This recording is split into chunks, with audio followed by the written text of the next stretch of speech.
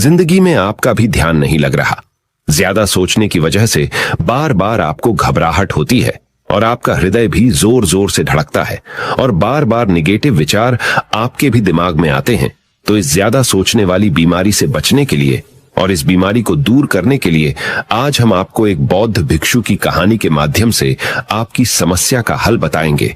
तो आज के इस कहानी को पूरा देखें ताकि आप भी इस कहानी को सुनने के बाद आपकी समस्या से छुटकारा पा सके। तो चलिए आज के कहानी की शुरुआत करते हैं। एक बार चीन के एक हिस्से में बहुत बड़ा मठ था जहां लगभग 500 भिक्षु रहते थे। वो सभी अपने गुरु के मार्गदर्शन में खुद को जानने का अभ्यास कर रहे थे। एक दिन एक लड़का उस मठ में शिष्य बनने के लिए आया। उसने मास्टर से कहा, मास्टर, मैं खुद को जानना चाहता हूं। मैं सच की तलाश कर रहा हूं। मैं पता लगाना चाहता हूं कि सच क्या है। मास्टर ने उसकी ओर देखा और कहा कि अगर तुम सच जानना चाहते हो तो तुम्हें अपना पूरा जीवन दांव पर लगाना होगा। सच को जानने में तुम्हारा पूरा जीवन लग सकता है, फिर भी इस बात की गारंटी नहीं है कि तुम्हें इस जीवन काल में सच का पता लगेगा या नहीं। क्या तुम इसके लिए तैयार हो? शिष्य ने कहा। मास्टर, मैं यहां पीछे मुड़ने के लिए नहीं आया हूं। मैं इसके लिए तैयार हूं।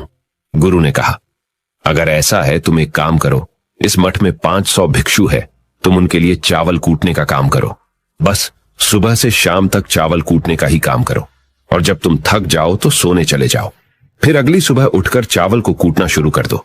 इसके अलावा कुछ और मत करना। किसी और चीज के बारे में मत सोचना। बस इस रास्ते पर चलते रहना और दोबारा मेरे पास मत आना। जरूरत पड़ने पर मैं खुद तुम्हारे पास आऊंगा। उस लड़के ने गुरु के आदेश का पालन करते हुए चावल कूटना शुरू कर दिया। उस मठ में 500 शिष्य थे। उन सभी को समय समय पर भोजन की आवश्यकता पड़ती थी, इसीलिए वह बहुत जल्दी उठ जाता था और रात को देर तक चावल कूटता रहता था। जब वह थक जाता तो उसी कमरे में सो जाता था जहां वो चावल कूटता था। वो किसी से बात नहीं करता था और ना ही कोई उससे बात करने के लिए उसके पास आता था। कुछ महीनों तक चावल कूटते हुए उसके मन में पुराने विचार आते रहे, लेकिन उन विचारों को कोई नया विषय नहीं मिला तो वह अपने आप ही मिट गए। धीरे धीरे उसके मन में विचार कम होने लगे।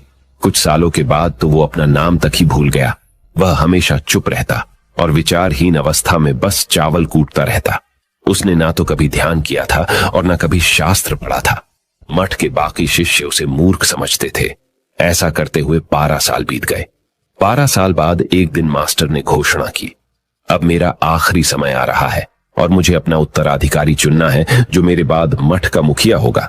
इसीलिए मेरा कोई भी शिष्य है जिससे लगता है कि उसे आत्म साक्षात्कार हो गया है और उससे खुद को जान लिया है, तो रात को मेरे दरवाजे के पास आकर इस दीवार पर कुछ पंक्तियां लिखें जिसमें उसकी जिंदगी का सारा अनुभव समाया हो। कई शिष्यों ने ऐसा करने के बारे में सोचा, पर मठ के प्रमुख शिष्यों में से एक ने वहां जाकर कुछ पंक्तियां लिखी। उसे बौद्ध धर्म ग्रंथों का बहुत ज्ञान था। सभी शिष्यों को लगता था कि वो इस मठ का उत्तराधिकारी बन सकता है। उसने लिखा था कि मन एक दर्पण की तरह है जिस पर विचारों और इच्छाओं की धूल जमा हो जाती है। इस धूल को हटाने के लिए ही ध्यान है। जिसकी धूल हट जाती है और मन का दर्पण साफ हो जाता है, वो मोक्ष को प्राप्त कर लेता है। अगली सुबह जब मास्टर उठे और उन्होंने इन पंक्तियों को देखा और उन्होंने कहा कि किस बेवकूफ ने यह सब कचरा मेरी दीवार पर लिखा है। वो शिष्य जिसने यह लिखा था वो चुप रहा। हालांकि उसने जो पंक्तियां लिखी थीं वो ज्ञान से भरी थीं, लेकिन यह सब किताबी ज्ञान था। वो शिष्य बहुत चालाक था। उसने पंक्तियां लिखी पर उसने नीचे अपने हस्ताक्षर नहीं किए, क्योंकि वो स्वयं इसके बारे में निश्चित नहीं था कि ये सही है या नहीं, क्योंकि उसे आत्म साक्षात्कार नहीं हुआ था। गुरु ने पंक्तियों को पूरी तरह से खारिज कर दिया। ये देखकर सभी हैरान रह गए। ये घटना पूरे मठ में चर्चा का विषय बन गई। इस विषय पर बात करते हुए 2 शिष्य उस शिष्य के पास से गुजरे जो 12 साल पहले यहां आया था और दिन रात चावल कूटता रहता था। दोनों की चर्चा सुनकर वह धीरे से हंस पड़ा। दोनों शिष्य ने उसे पूछा कि तुम क्यों हंस रहे हो? दोनों शिष्य की नजर में यह चावल कूटने वाला तुच्छ ही भिक्षु था। किसी ने उसे ना तो कभी ध्यान करते हुए देखा था, ना ही कभी शास्त्र पढ़ते हुए। हर कोई उसे मूर्ख समझता था जो बस चावल को ही जानता था। उस मठ में बहुत बड़े बड़े विद्वान थे, लेकिन उस चावल कूटने वाले को किसी से कोई मतलब नहीं था।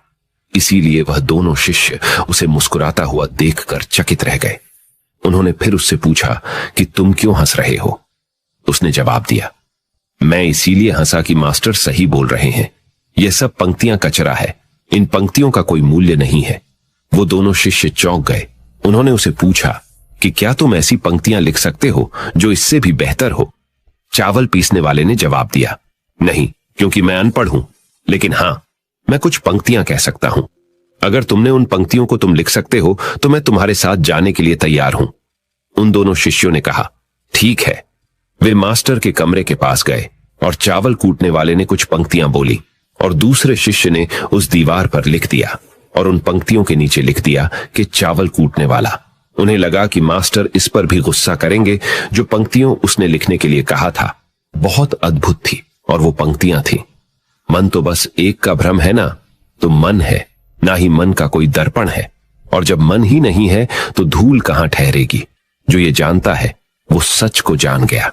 जब गुरु ने ये पंक्तियां देखी तो वे आधी रात को उठे और चावल कूटने वाले के पास गए। वह सो रहा था। मास्टर ने उसे जगाया और कहा कि ये लो, मेरी छड़ी और मेरे वस्त्र ले लो। आज से तुम मेरे उत्तराधिकारी हो, लेकिन इस मठ को छोड़कर कहीं दूर चले जाओ, क्योंकि इस मठ में बहुत सारे विद्वान हैं जो खुद को तुमसे ज्यादा श्रेष्ठ मानते हैं और वो तुम्हें मार देंगे। वो इस बात को बर्दाश्त नहीं कर सकते कि एक साधारण सा चावल कूटने वाला उनसे ज्यादा विद्वान निकला। तुम्हें वह सारा ज्ञान हो गया है जो मुझे है। तुम्हें यह सारा ज्ञान चावल कूटते कूटते हुआ है, और मुझे पता है कि तुम जहां भी जाओगे लोग तुम्हारे पास आने लगेंगे, क्योंकि जब कोई फूल खिलता है तो उसकी महक हर तरफ फैलने लगती है। उसने अपने गुरु के पैर छुए और रात को ही वहां से चला गया। अगर हम अपनी जिंदगी में देखें तो पाएंगे बहुत से लोग सोचते हैं कि ध्यान केवल एक ही जगह बैठकर आंखें बंद कर कर ही किया जा सकता है, लेकिन हकीकत में ऐसा नहीं है। ध्यान तो चलते चलते भी किया जा सकता है, अपना कुछ काम करते हुए भी ध्यान किया जा सकता है। असल में ध्यान का मतलब यह है कि आप जो भी काम कर रहे हैं उसे अपनी शिद्दत से करें कि आपको आपके शरीर का ख्याल भी ना रहे। बिल्कुल उस चावल पीसने वाले की तरह जो चावल कूटने में इतना मग्न हो गया कि उसको खुद का कोई ख्याल ही नहीं रहा।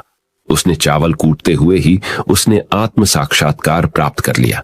हर समय वर्तमान में रहना और कुछ नहीं सोचना। मन तब तक ही है जब तक विचार है। जब विचार ही नहीं रहेंगे तो मन भी गायब हो जाएगा। जब मन ही नहीं रहेगा तभी तुम अपने आप को अच्छे से जान पाओगे। असल में हमें अपने वास्तविक रूप को जानने के लिए कोई अन्य साधना करने की आवश्यकता नहीं है। हम जो कुछ भी कर रहे हैं बस उसमें हमें पूरी तरह से खो जाने की जरूरत है। अपने काम में इस कदर से लीन हो जाओ कि आपका काम भी ध्यान बन जाए।